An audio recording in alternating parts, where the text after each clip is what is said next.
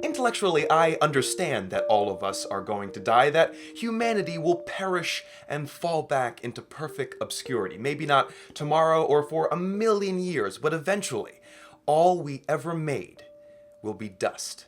And yet, I keep making things, other than for the reason that existential dread grips me only about once a week, and that I have a concern for bettering my world along more modest timescales. I make things because those things have intrinsic value to me. That's not a simple concept, intrinsic value, and yet it's something we all assign to the things we love to do. It's why we love to do them, because that activity is valuable for its own sake. Writing fiction, that's something I do for its own sake. Making music, this channel, The Nerd Writer, is intrinsically valuable to me. It combines my love of learning and expression with the skills I've gained in video editing over years and years. When I'm editing these vlogs, a process that takes about 4 to 6 hours, I often find myself in a sort of super focused state, where it almost seems like my awareness is merging with my actions on the computer. And the next thing I know, I'm feeling lightheaded because hours have passed and I've completely forgot to eat dinner, and now it's 1 a.m. There's a psychological term for this feeling, and it's called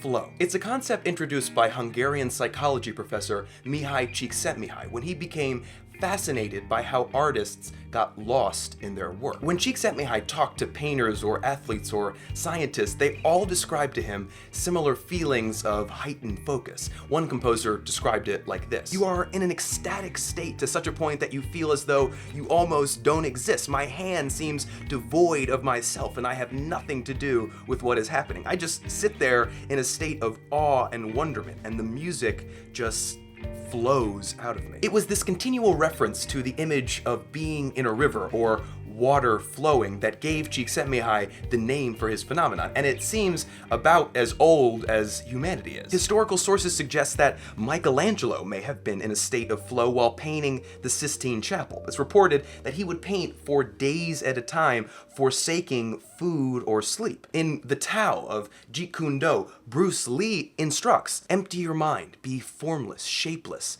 like water." Everyone can experience this feeling, but to do so requires a few preconditions. First, you have to be involved in an activity with a clear set of goals and progress.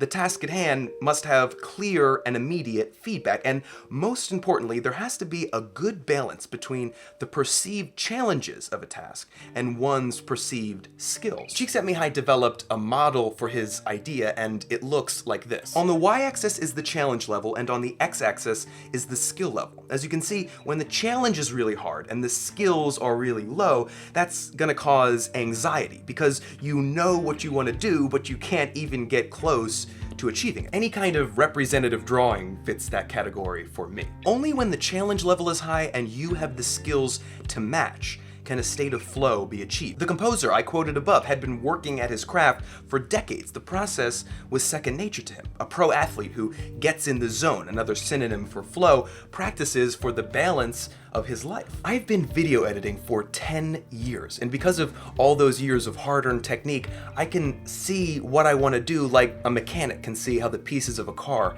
should come together. And like a mechanic or a composer or an athlete, I'm forced to push myself into new territory because the challenges eventually get easier and I fall back into a state of control. When writing fiction, I waver somewhere between arousal and anxiety. It'll be many more years, I suspect, before my talent matches the gargantuan task of writing, and I can slip into that space where the mutinous nest of my thoughts resolves into the lovely shapes I admire in other writers. The key point here is that flow is possible in so many areas of experience: art, science, sports, at work, in business or law or medicine.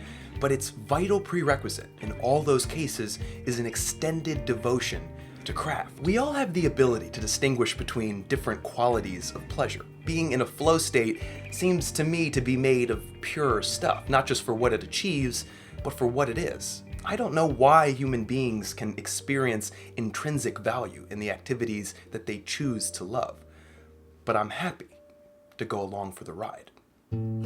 So since I've been back from my last little break, we've talked about beach whales, comic book films, kintsugi, the Diderot effect, how nuclear weapons screwed art forgers, video games, architecture, the right to be forgotten, and now flow. And the conversations and discussions in the weeks following all those videos have been more interesting to me in most cases than the videos themselves. I want to thank everybody who's been watching since I've been back and engaging in these videos and these topics. I'm glad you're part of this community. If you're watching this, thank you for watching and engaging, and continue to do so. I'm going to focus as much as I can on you. Ask me anything on Tumblr where we can really sort of expand on these topics, or comment below, post this on Reddit, follow me on Twitter for short little thoughts, all that good stuff. I will see you next Friday.